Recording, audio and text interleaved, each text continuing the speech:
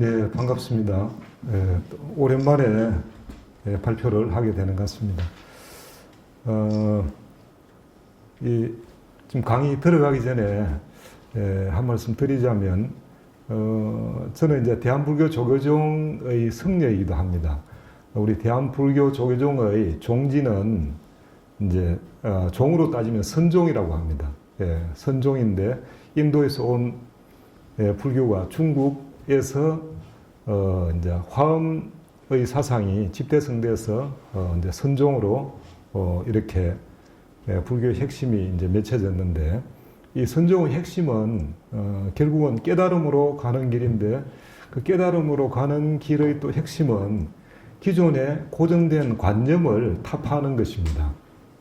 그래서 진실을 찾고자 하는데 진실이 따로 있지 않고 허위, 관념만 다 벗어나고 나면 그 자리에 진실이 있다라고 하는 것입니다. 우리가 정직한 사람이라 할 때 물론 어떤 사안에 대해서 정직한 것도 있지만 그 사람이 허위가 없고 가식이 없고 거짓이 없으면 그 사람은 정직하다라고 할 수가 있는 것과 같지 않을까 생각합니다. 그래서 제가 역사를 조금 들여다보니까 역사 속에도 우리 불교에서 얘기하는 여러 가지 관념과 같이 역사 속에도 많은 기존의 고정된 관념들이 존재했습니다. 그리고 또 문헌이나 또 새로운 유물에 의해서 기존의 어떤 연구 결과나 그런 게 바뀌기도 하고, 그리고 역사가 완전히 또 새로 쓰이기도 합니다. 그래서 역사학은 또 매력이 있지 않나 싶습니다. 아까 우리 부총장님께서 최근에 일어난 대통령의 그 정부 부처 업무 보고에서 이제 환파 한당 고기에 대한 언급이 있었는데, 그 핵심은 결국은 우리의 시각으로 우리 역사를 바라보자, 또 정립해야 된다. 중국의 동북공정과 일본의 역사 왜곡에 대처할 수 있는 것은 우리의 자주적인 주체적인 시각으로 우리의 역사를 바라보고 서술하고 그리고 또 대처하고 방어해라, 그런 의미가 담긴 것 같습니다. 제가 오늘 주재할 발표는 가야의 강력인데, 강력의 정의를 보면 한 나라의 통치권이 미치는 지역입니다. 근데 저 강력은 현재의 국경, 현재의 강력뿐만이 아니고 고대의 강력도 역사에서는 굉장히 중요하게 여깁니다. 그리고 역사라고 하는 것은 단순히 역사학이라고 하는 학문에 한정되지 않고 이것이 정치에도 영향을 미치고 또 우리 일상에까지 두루두루 다 영향을 미치기 때문에 이 역사의 학의 범위는 굉장히 넓은 것이죠. 전 세계에 지금도 전쟁이 많이 일어나고 있습니다. 과거로부터 해가 전쟁의 원인으로 보면 여러 가지 원인이 있는데, 예를 들어서 우리가 아는 트로이 전쟁 같은 경우는 그 파리스 왕자와 그 헬렌의 어떤 그런 사랑 때문에 또 전쟁이 일어나기도 했고, 또 여러 가지가 있지만은 수십 년 전에 남미에서는 축구 때문에 전쟁이 일어난 적도 있습니다.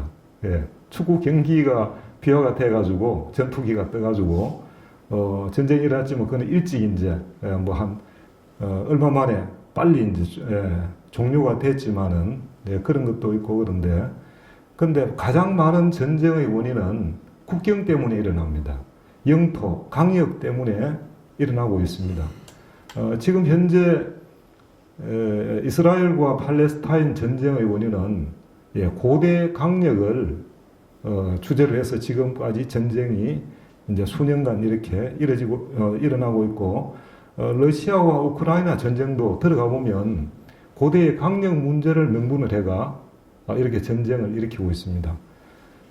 한 8년 전에 이제 트럼프 대통령이 이전에 집권했을 때 중국의 시진핑과 만났습니다. 만나가지고 한 10여 분간 역사 얘기를 시진핑이 하더랍니다.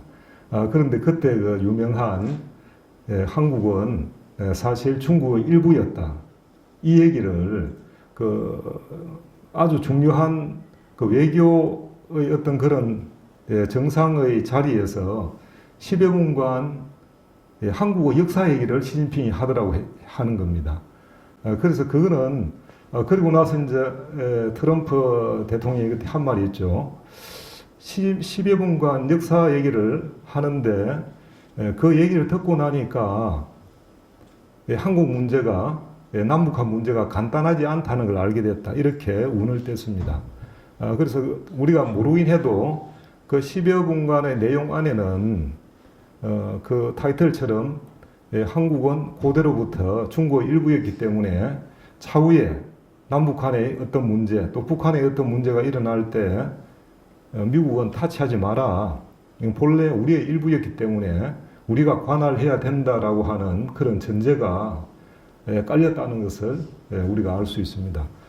그래서 이 고대의 강력이라 하지만 이 고대의 강력은 반드시 현재의 정치 외교 문제까지 영향을 미치기 때문에 이 고대의 강력이 이제 굉장히 중요합니다. 가야는 문헌이 많지가 않고 특히 이제 가야의 강력을 언급한 문헌도 그리 많지는 않습니다.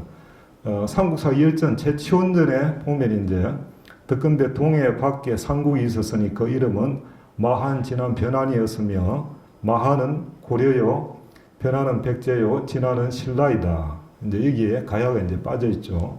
이렇게 이제 얘기했고, 그리고 동국 지리지 한백겸이 부족과 삼국 고려에 관해 서술한 역사 지리지입니다. 이렇게 이제 쭉 다 얘기하지만 이 책의 의로 보면 우리나라 역사 지리학의 창시라는 점에서 매우 중요한 가치가 있다. 우리 한국 민족 문화 대백과 사전에 이제 노는 내용들을 이렇게 좀 발췌를 했습니다. 그러나 여기에도 또 가야는 빠져 있습니다. 조선 후기 학자 한진서가 쓴 해동 역사 속에 이제 이러한 내용들이 쭉 이렇게 나오고 있습니다. 여기 이제 중요한 부분 중에 하나가 여기에는 많은 문헌을 인용하였는데 그 중에서도 일본 서기를 언급하여 소위 신공황후, 진궁황후가 신라를 쳤다는 사실을 언급하였다. 그러니까 한치우는 일본 서기를 봤다는 거죠. 일본 서기를 보고 그 내용을 신뢰해가지고 여기에 이제 이렇게 써놨는데 일본 우익이나 임나 일본부의 설을 지지하는 학자들은 또 이것을 일종의 이제 빌미로 그렇게 사용하게 됩니다. 그리고 이제 정약용의 아방 강력고에 1권, 2권, 3권 이렇게 쭉 되어 있는데 변진고와 변진별고 속에 이제 가야의 풍속이라든지 이제 육가에 대한 대략적인 설명을 하고 있습니다. 이제 구체적인 국경에 대한 것은 여기서는 빠져 있습니다. 그런데 서예짓기는 고려 문종조에 서예짓지만 원래 가야국어 역사를 서술한 걸로 보이는 가락국기의 가야의 강력에 대한 얘기가 나옵니다. 원문은 동이 황산강, 서남이 창해, 서북이 지리산, 동북이 가야산, 남이 위, 국미 이렇게 이제 우리 통상 끊어읽기를 해서 이것을 어떻게 푸느냐 하면 동쪽으로는 황산강, 서쪽으로는 창해, 서북쪽으로는 지리산, 동북쪽으로는 가야산, 남쪽은 나라의 끝이 되었다. 이제 대부분 이렇게 해석을 합니다. 그리고 이제 그런데 이걸 자세히 보면 여기에 좀 문제가 있다라는 것을 알 수가 있습니다. 자, 지금 저 가야의 강력 지도로 보면 대가야 쪽에 합천이 있고 김해 쪽에 금강가야가 있습니다. 우리가 강력을 이렇게 얘기할 때는 그 강력을 측정하는 중심 지점이 있겠죠. 우리나라에서 예를 들어서 우리나라 국경 전반을 사방을 이렇게 쭉 본다면 뭐 대전에서 하든지 어떤 특정 지점이 있을 것입니다. 그럼 대개는 그 나라의 중심부에서 하는 것으로 그렇게 보입니다. 그런데 지금 현재 우리가 인식하고 있는 일반적 해석에 조금 문제가 있습니다. 자, 저 합천과 김해 지역을 중심으로 보고 했을 때 어떤 문제가 있는가? 그 문제 보기 전에 여기에 마지막에 남이 위 국미라고 이렇게 나와 있습니다. 국미는 밑자나 이제 꼬리미 끝 밑자니까 저것은 나라의 끝 이제 이렇게도 될 수 있고 또 국미라고 하는 지명도 될 수가 있습니다. 부산대학교 전명예 교수이신 이병선 교수님과 김해 건강병원 이사장이신 허명철 박사님은 국미가 대마도 북쪽에 있는 일종의 지명이라고 그렇게 말씀을 하십니다. 나라의 끝이라는 관용구가 아니다라고 하는 거죠. 왜냐하면 이 이전에 보면 다 동쪽으로는 광산강, 서남쪽은 창해, 서북쪽은 지리산, 동북으로는 가야산 이렇게 특정 지점을 그 방향에 따라서 다 얘기를 하고 있습니다. 그래서 저도 제가 비문전쟁이나 그 책을 쓸 때 그 가야의 강역에 대해서 쓸 때 저도 이 국미를 나라의 끝으로 한 게 아니고 국미를 하나의 지명, 명사로 보고 그렇게 쓴 적이 있습니다. 그러나 이번 연구를 통해서 다시 보니까 저것은 명사로 보기보다는 명사로 보는 게 아니고 이제 나라의 끝. 그런데 저것을 좀 더 이제 확대해서 다른 것으로 봐야 된다. 그렇게 결론을 내렸습니다. 자, 저 그림은 현재 삼국유사에서 얘기하는 육가야를 얘기하고 있습니다. 상주 문경 여기가 옛날 지역에는 함령이라고 그랬습니다. 함령, 함창이라고 했는데 여기에 곤영가야가 있습니다. 그리고 이제 내려오다 보면 성주에 성산가야가 있고 그리고 대가야 그리고 아라가야 소가야 대가야 고령이 아니고 합천이죠. 고령 맞네. 고령 합천. 그리고 김해 건강가야 해서 육가야. 요거는 이제 가락 대구 종친회 회장이신 김성문 회장님이 그리신 가야의 강역인데 제가 참고로 이렇게 여기에 가져와 봤습니다. 자, 그런데 이제 강역을 조사할 때 고려해야 할 몇 가지 원칙이 있습니다. 첫 번째, 거리나 방향의 기준은 그 당시 사람들이 가진 관념에 정해진다라는 것입니다. 예를 들면 우리가 지금 방향을 말할 때는 동서남북 이렇게 얘기합니다. 그런데 옛날 어른들은 옛날은 동서남북이라 하지 않고 동남서북, 동쪽에서 시작해가지고 이렇게 시계 방향으로 돌아가는 그런 식으로 방향을 얘기했죠. 그리고 두 번째는 한 국가의 강령이나 지명은 그 나라 안의 산이나 강을 기준으로 한다라는 것입니다. 제가 가야는 임나라고 하는 그 임나가야서를 연구할 때 그 임나가야서의 가장 중요한 것은 그 임나의 위치입니다.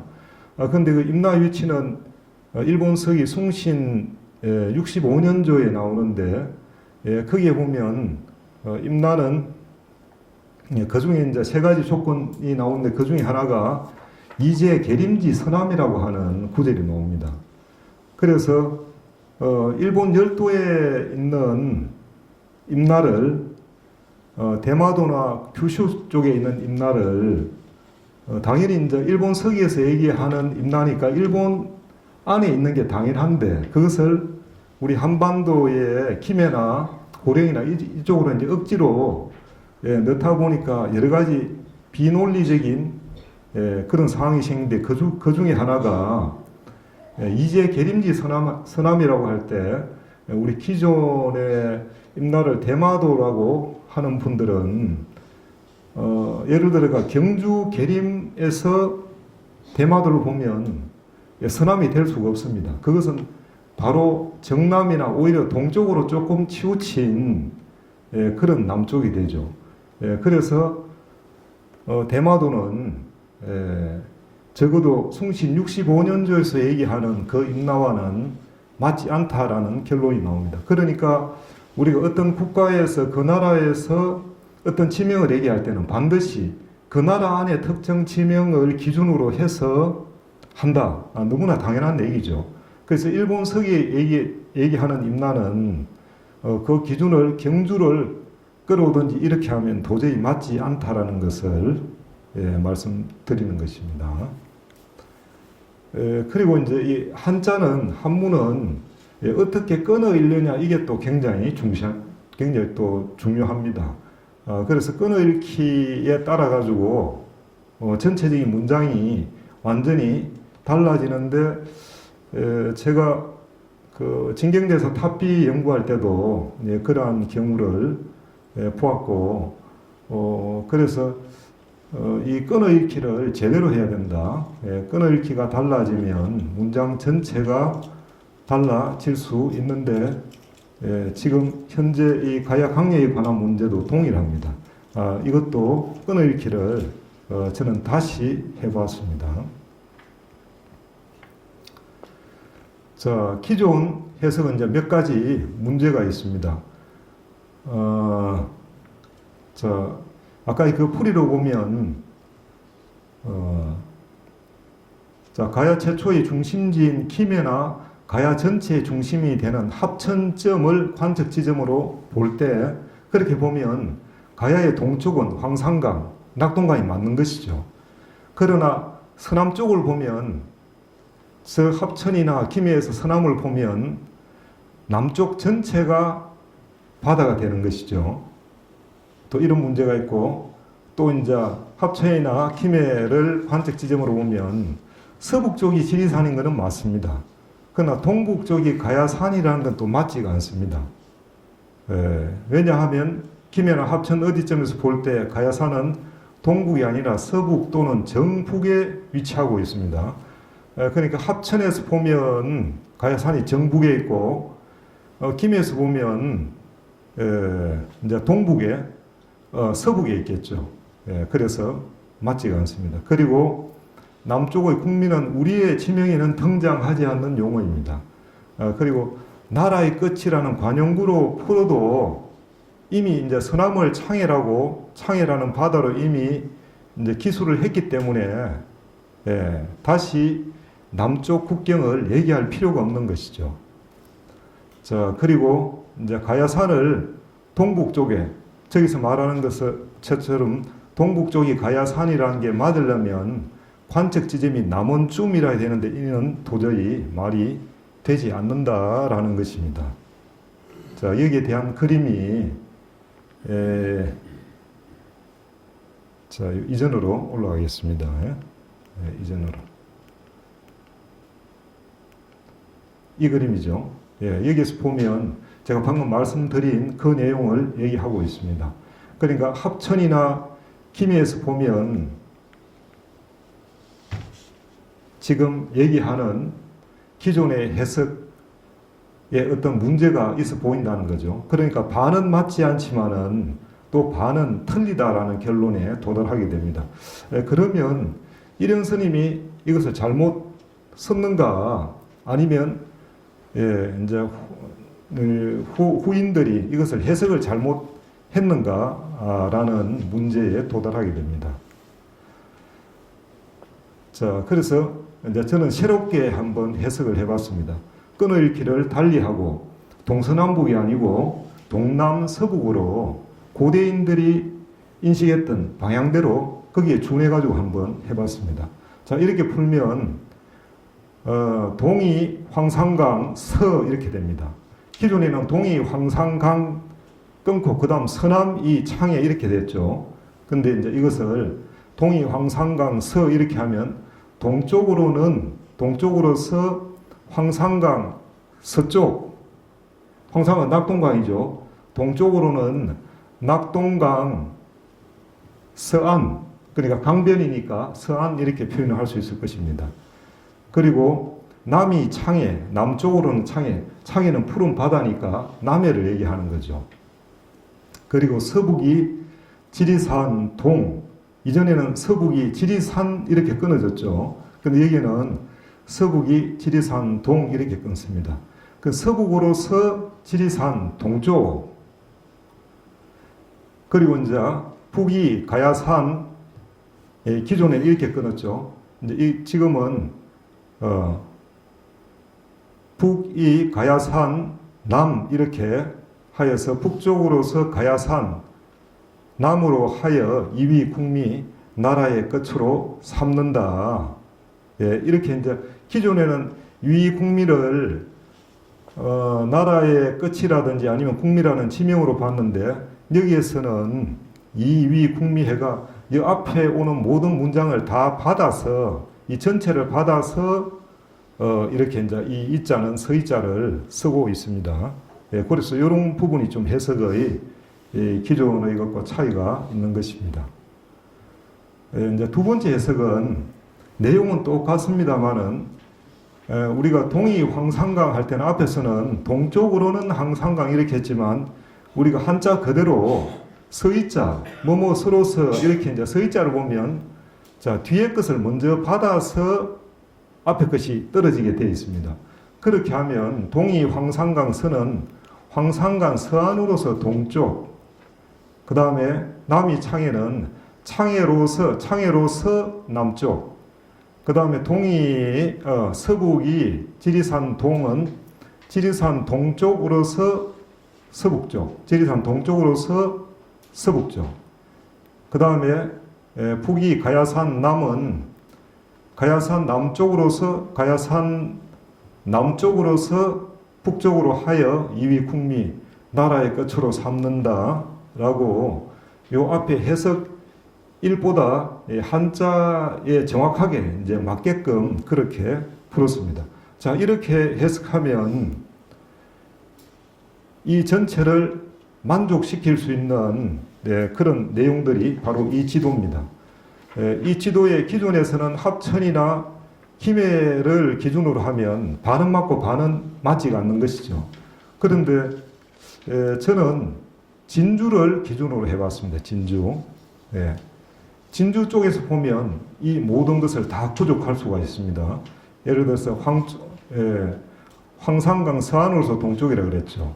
황산강은 낙동강인데 낙동강이 있으면 낙동강 동쪽이 있고 낙동강 서쪽이 있죠. 그러니까 낙동강 서쪽으로서 동으로 하고 그 다음에 창해로서 이 창해가 전부 다 남해죠. 창해 푸른 바다 남쪽이 되고 지리산 동으로서 서북쪽 지리산 동 지리산도 지리산 주위에 동서남북이 있겠죠. 근데 지리산이라 그러면 지리산 여기 이제 동쪽이 되겠죠. 지리산이 이렇게 되면 요 동쪽이 되겠죠. 지리산 동쪽으로 해서 서북쪽이 됩니다. 서북쪽이 되고 가야산 남쪽으로 하여 북쪽, 가야산 남쪽으로 하면 북이 되죠. 진주에서 바라보면 이것을 하여서 나라의 끝으로 삼는다. 나라의 경계, 나라의 끝은 나라의 경계니까 나라의 끝으로 삼는다라고 이렇게 해석을 하면 똑 떨어지게 됩니다. 이제 이와 이의 이제 이 풀이 이것은 여기서 이는 남쪽만이 아니라 좀 전에 설명드렸지만은 이는 남쪽만이 아니라 서북 북쪽의 나머지 모든 방향을 설명하는 문장을 받아서 뭐뭐 하여라는 순접의 뜻으로 풀이하면 맞습니다. 자, 이제 저희 주장에 대해서 자, 진주를 기점으로 보면 세 방향은 맞지만 가야산 남해라는 북쪽은 맞지 않는다라는 그런 또 얘기를 제가 들은 적이 있습니다. 당연한 지적입니다. 자, 여기서 보면 진주에서 보면 북쪽으로는 가야산 남쪽이 되죠. 가야산 남쪽이 되는데 저렇게 얘기하는 것은 왜 그러냐 하면 일현 스님께서 이 가야의 강력을 얘기할 때 육가야를 염두에 두고 이렇게 얘기를 한 거예요. 그러니까 지금 여기에 나오는 가야의 강력은 육가야 각각의 그 위치에 대해 가지고 그 육가야를 쭉 이으면 요 한 문에 놓는 이 가야를 설명하는 이 문장과 일치하게 되는 것입니다. 자, 삼국유사 오가야 쪽에 보면 서두에 가락국이 건국된 사연을 적은 후 나머지 5가야에 대해 말합니다. 아라, 일, 작, 야 하고 라는 야로 이렇게 아라로 할 수 있지만 또 아야라고 할 수 있다는 거죠. 가야, 금, 하만이다. 아라가야는 하만이고 고령가야 본 함령이다. 본래 함령이고 대가야는 지금 고령이고 성산가야는 지금 경산 또 일설에는 벽진이라고 한다. 소가야는 지금 고성이다. 라고 이렇게 이 위치를 정확하게 얘기하고 있습니다. 그래서 각 일현 스님이 인식한 가야의 강력은 진주에서 본 가야의 위치, 이것이 바로 가야의 강력을 설명하는 요 문장과 일치하는 것입니다. 자, 그래서 그 강력을, 요 설명을 얘기하는 것이 바로 이것입니다. 그래서 우리가 육가야가 있는데 육가야는 자, 위에 고령가야부터 해가 성산가야, 건강가야는 이 낙동강 서안이죠. 낙동강 서쪽에 이 3가야가 있습니다. 그리고 창해 쪽에 소가야가 있죠. 그리고 지리산 한번 보자. 여기에서 지리산 동으로서 서북 쪽이라고 했으니까 지리산 이제 서남 쪽이 되겠죠. 여기는 아라가야가 있고 가야산 남이라고 했으니까 그것은 합천 대가야가 됩니다. 그러니까 요 아래 설명하는 그 내용은 저 지도에서 얘기하는 육가야의 위치를 얘기한 것입니다. 자, 그래서 핵심은 가야의 경계를 정할 때 낙동강에서 시작해서 시계 방향으로 선을 쭉 꺼 나가면 이런 스님이 인식했던 육가야의 강력이 선명하게 드러나게 된다. 결국 가야의 강력은 낙동강 상류에서 출발해가 남해와 지리산 그리고 가야산을 거쳐 동남 서북 북으로 한 바퀴 도는데 결국 이 문제를 푸는 열쇠는 고대인이 인식한 방향 순서, 즉 이런 스님이 인식한 방향 순서대로 가야의 강력을 이제 서술한 것입니다. 그런데 약간의 오류, 지금의 입장에서 보면 약간의 오류가 있습니다. 그것은 뭐냐 하면 가락국기에 나오는 가야 강력은 세월에 따라 변천한 가야의 강력이 아니라 이런 스님께서 인식한 가야의 강력이기 때문입니다. 지금 현재 그 가야 유물이 남원 투랑리 고궁군이라든지 남원 쪽에도 그 가야의 그런 유물들이 나옵니다. 그런데 그것은 이제 초기 가야가 확대되어서 지리산 너머까지 진출했기 때문입니다. 그러나 이런 스님은 이제 이 가야가 없어진 지도 오래되었고 남아있는 역사서가 많지 않는데 아마 초기에 남았던 그 역사서를 근본으로 해가지고 이 가야의 강력을 서술했기 때문에 지금 현재의 입장에서 보면 남은 같은 거는 빠져 있을 수밖에 없다라는 것입니다. 그리고 가야 초기는 적어도 대마도까지 진출했을 것으로 본다. 아까 김성문 회장님이 그린 그 지도에 보면 대마도 일부가 그렇게 가야의 강력으로 들어있는데 저는 초기의 대마도 전체가 가야의 강력이 아니었나 이렇게 봅니다. 왜냐하면 북한의 김석형이라는 학자가 1963년도에 그 발표한 논문을 보면 임나는 가야인들이 일본 열도에 진출해서 세운 분국이라고 얘기하고 있는데 지금도 우리 김해에서 보면 대마도가 잘 보입니다. 그리고 가야인들은 이 해상 왕국 이런 그 해양 기술이 발달했기 때문에 눈에 보이는 가시거리의 대마도는 충분히 갈 수 있었고 그래서 초기에 가야인들이 가시거리에 있는 대마도를 점령했는데 이제 나중에는 그것이 여러 가지 변화에 의해서 이제 뭐 고려백제 신라가 나눠진 그런 흔적도 있고 지금도 대마도에는 고르백제 신라 가야의 유물들이 이제 공이 나오고 있는 것이죠.